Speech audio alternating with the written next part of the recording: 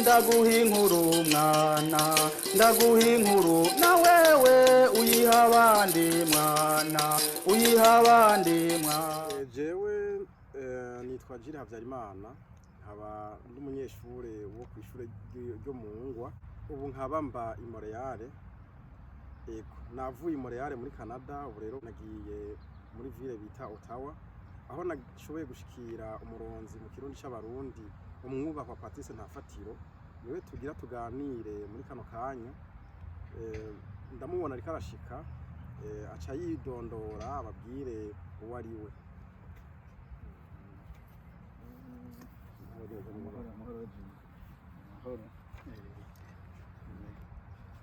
Egome nkuko rende babwiye muramubona, reka ndamuhe akanya rero yidondore. Hariho utuntu duke tuza kuganira byinshi maza kubikurikiraniraho nanje naje kwiga kandi kubandanya niga kuko yarabivuga kera tuciga ati mwebwe sindabigisha turigishanye jambo n'igwari. Yego ndabukengurukiye no kumunga no kumugezi nkuko yabiyaze. Jewe nitwa Ntafatiro Patrice nkaba ndi Umurundi namuka mu Giheta ku mutumba witwa Muremera, hanyuma nkaba mbaye no muri Canada kuva mu 2001. hanyuma nkaba narabandanije rero iby'uburonzi bw'ikirundi c'abarundi nkaba nawe nyene mu myaka ya 1996 97 98 naramwigishije mu Ngwa mw'ishure kuru rya commune Gitega mu ntara ya Gitega nyene niho namwigisha nkeka yobandanya rero anganiriza.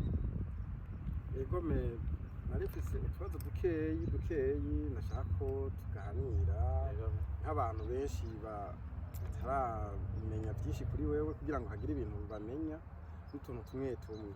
Jewe rero nkavuga nti uko watwigisha je numva uri umuntu azi Kirundi neza.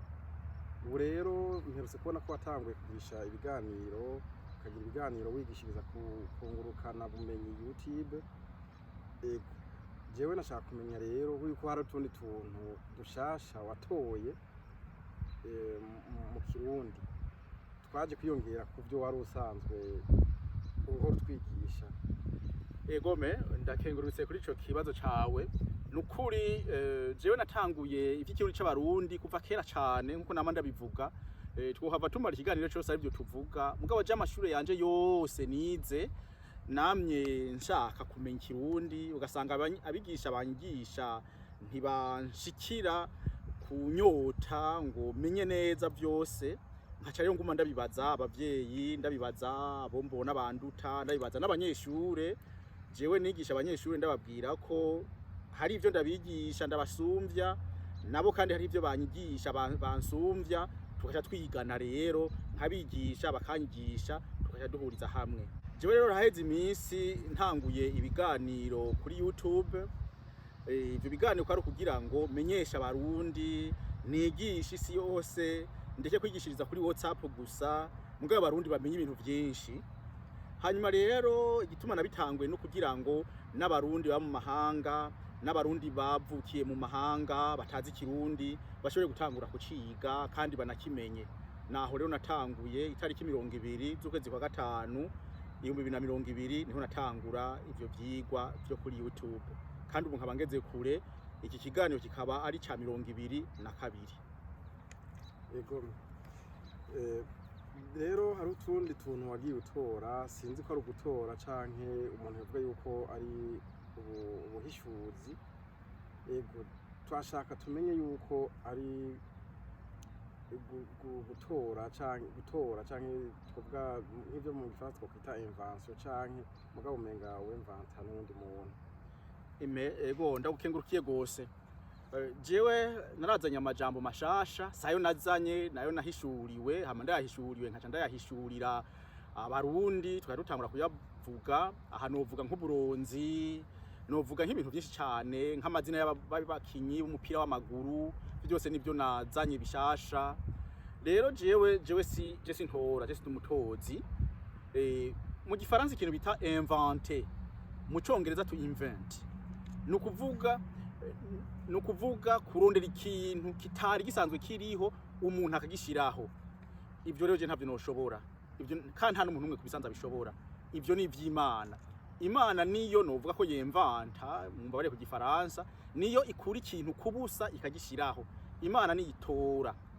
Jewe rero ivyo mvuga biba bisanzwe byari biriho, nivyo duhaba tuvugana biba bisanzwe byari biriho, mugabo jewe nkabihishurira abarundi ko Imana itanga ubwenge iba yabimpishuriye, jewe nanje nkaja nabihishurira abarundi. Nuko mvuga ivyo ngo inventer, mvuga ko ari uguhishura. Hanyuma invention, izina rivuye muri inventer, nca ndavyita ko ari ubuhishuzi. Umuntu yemvana, umuntu agira invention aca yitwa umuhishuzi. Nanje ndi umuhishuzi ko ari byo namaze gutora byinshi, ari byo tuzaba tuvugana. Hanyuma rero invention n'ubuhishuzi, hariho rero ubuhishuzi rero jewe nzanye no munsi muca mumenya. Nibaza ko no cambandaniriza ko jewe uno munsi nzanye ubuhishuzi bubiri, nibwo ngomba kubwira abarundi n'amakungu. Ubuhishuzi mu Kirundi, maze kugira ubuhishuzi mu bintu byinshi cyane, mugabo uno munsi ndababwira ubuhishuzi bubiri. Mu bindi biganiro dusubiye kubonana n'umwubahwa Jiri Habyarimana nzobere ku bundi buhishuzi, mugubu ngomba kubereka ubuhishuzi bubiri. Ubuhishuzi bwa mbere nuko Mayugi, ntaho kaja, nkanira, abantu bose bavuga ibintu by'ikirundi bavuga ko dufise imivugwa 6. Nukuvuga jewe ndakenura, wewe urakenura, wewe arakenura, twebwe turakenura, mwebwe murakenura, bobo barakenura. Si ivyo gusa nukuri, si ivyo gusa kandi ivyo narabivuze, naciye ndabigira ubuhishuzi rero, nabigiriye uburonzi. Ubwo buronzi bwanshikanye ku buhishuzi bwa mbere, aribwo ngomba ndakubwire. Iyo mivugwa 6 ni mike cyane.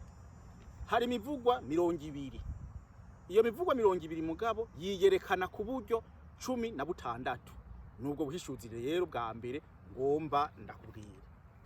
Ubwa mbere mvuga nti jewe ndahishura ibitari bizwi, wewe urahishura ibitari bizwi. Mugabo ndashaka kuvuga nti umutima urahishura ibitari bizwi. Wewe n'umutima nico kimwe, mufise umuvugwa umwe, wari umuvugwa wa kabiri.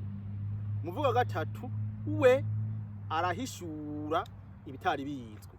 Nkuko mvuga nti amaranga mutima canka amato arahishura ibitari bizwi. Twebwe turahishura ibitari bizwi. Twebwe rero natwo nk'utunyoni twinshi, nk'uturo twinshi turahishura. Twebwe n'uturo turahishura ibitari bizwi.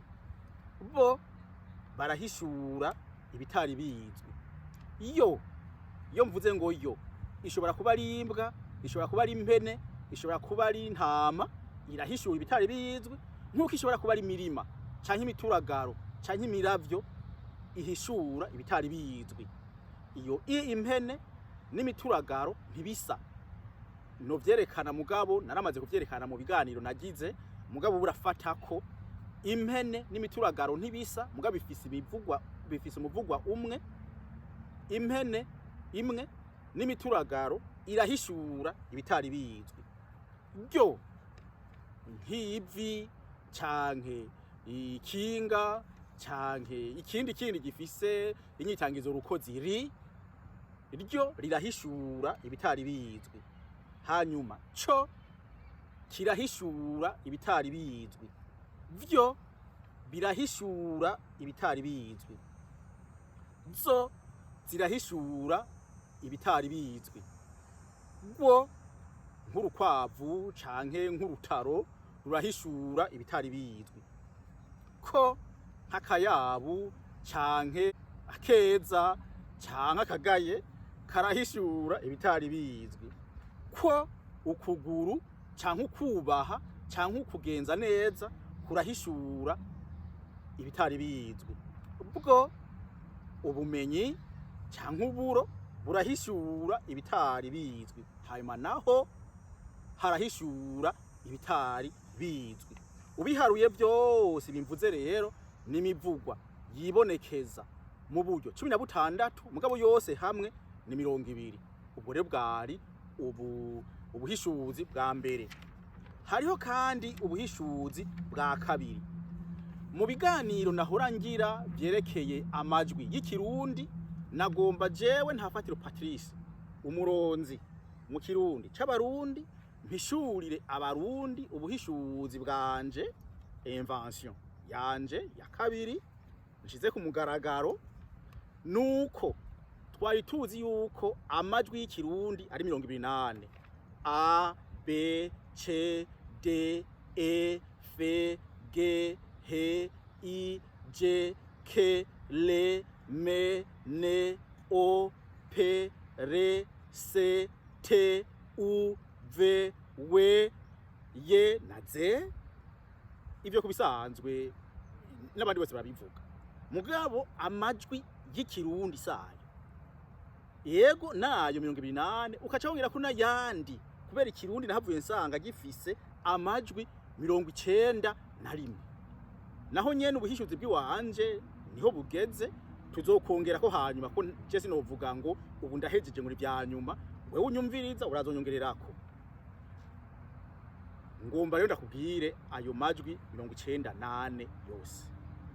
Hariho A, B, B, Bwe, Bwe, Ce, Cwe, De, Dwe, Die, E, Fe, Fwe, Fye, Ge, Gwe, He, Hwe, I, Je, Jwe, Ke, Kwe, Le, Me, Mbe, Mbge, Mfe, Mfye, Mhe, Mhe, Mve, Mvge, Mvye, Mwe, Ne, Nche, Nchwe, Nde, Ndwe, Ndye, Nge, Ngwe, Nje, Njwe,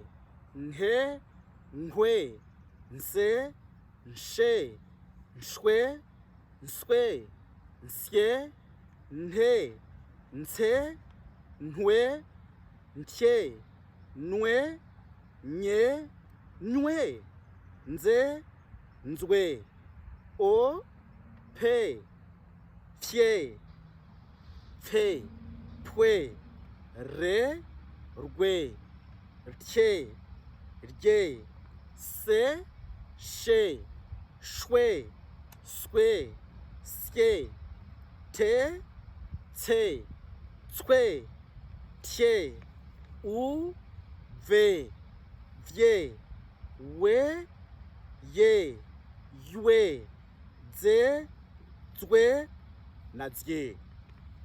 Ngayo rero ya majwi 91 y'ikirundi. Uwahora avuga ngo amajwi y'ikirundi ni 28 nazeruke umuronzi mu kirundi c'abarundi jewe umwubahwa ntafatiro Patrice ndabivuze, kandi byogijwe kuba uko kuko narabigiriye uburonzi. Ubwo n'ubuhishuzi bwa kabiri narishikirije, sinzi ko ari ikindi kibazo wombaza mwubahwa jire. Ego nkuko muvyumvise aheje kubitubwira muravyumva ko atari ibintu bisanzwe. Jewe ibibazo kubisanzwe nari mfise bisa n'ivyarangiye, mugabo ikintu kimwe nagomba mvuge nuko nosaba abantu mwariko muradukurikirana nukuri mubwire n'abandi bashike kuri YouTube baze barirabira batohoze bumvirize barabe.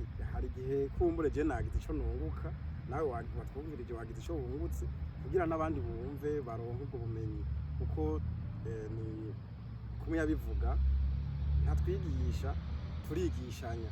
Kumbure hariho n'ufise n'ico ashaka guterera akakitwunganira, tukamenya ikindi kintu tukakirongera ko n'ibindi, ukazosanga ikirundi cy'iwacu kirafise amajambo menshi cyane tutari bwahishurirwe, nk'uko umuronzi yabivuze. Mwumvise ko atazogarukira ngaha azokomeza. Yego mu kurangiza jewe nkaba nagomba ashimire cyane. Yego akantu nari nibagiye igituma ndabivuze mvuze ubwo buhishuzi bwanje nkabucisha kuri YouTube niki nuko jewe kuva mu 2016 naratanguye kwigisha ikirundi c'abarundi gukundisha abarundi ikirundi c'abarundi ndabicishije ku majwi ncisha ku novuga ku nyandiko muravyo yitwa WhatsApp.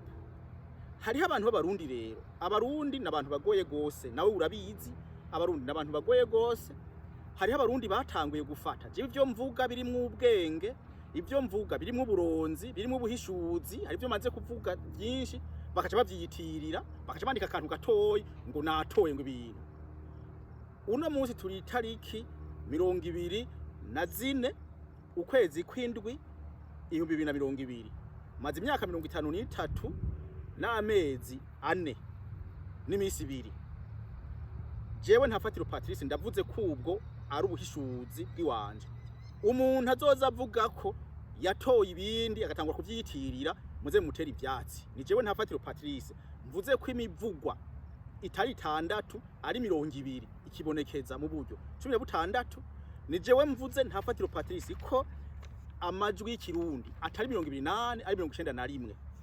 Kandi nzobandanya nza ndavuga ibintu by'uburonzi hakagira aho mu byumva aho mu bisoma ukaza wumva ngo umuntu naka akacandika utuntu dukeyi ngo nje natoye ibintu nawe yavyumbiye kuri jewe nabo ngomba kwiyamiriza. Kandi ubu mu minsi yavuba cyane uburonzi bubiri ngize nzobwandika mu gatabo gatoyi cyane k'impapuro nka 10 nje ndugikira umushikiranganje abijejwe mu Burundi kugira ngo ndonke icemezo ko ari jewe ntafatiro Patrice nabigiriye uburonzi, ari jewe nabigiriye ubuhishuzi, ari je nabigiriye uburonzi. Urashaka kubandanya rero ko nakana nibagiye kana akantu gakomeye.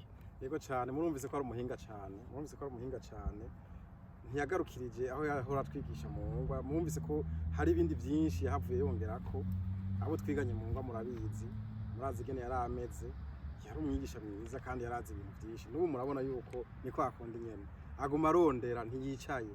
Yego haba rero mwubahwa ndagushimiye cyane no kumonga no kumugezi kugira wubaho.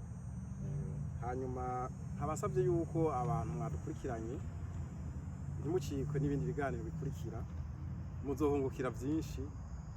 Iki cigwa ntikigarukira hanyene, muzoguma mukibona kiza kiraza nka kabiri mu ndwi, nivyagenda neza muzosanga n'indi minsi yiyongereye.